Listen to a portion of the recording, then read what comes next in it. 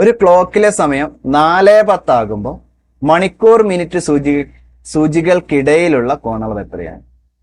അല്ലെ, ക്ലോക്കിലെ സമയം എത്രയാണ്? 4:10 ആണ്. നമുക്ക് കോണളവ് കാണാൻ നമുക്ക് ഇങ്ങനെ ചെയ്യാം.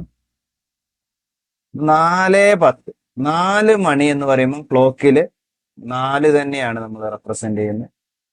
10 മിനിറ്റ് എന്ന് പറയുമ്പോൾ സൂചി റെപ്രസെന്റ് ചെയ്യുന്നത് ഏതിനെയാണ്?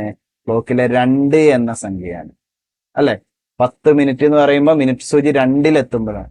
അപ്പൊ നമ്മൾ ആ ക്ലോക്കിലെ പൊസിഷനിലേക്ക് അതിനെ ഒന്ന് മാറ്റി എഴുതി. എന്നിട്ട് ഒറ്റ ഒരു കാര്യം പഠിച്ചു വെക്കുക, വ്യത്യാസം കാണുക, 30 കൊണ്ട് ഗുണിക്കുക, മിനിറ്റിന്റെ പകുതി കൂട്ടുക.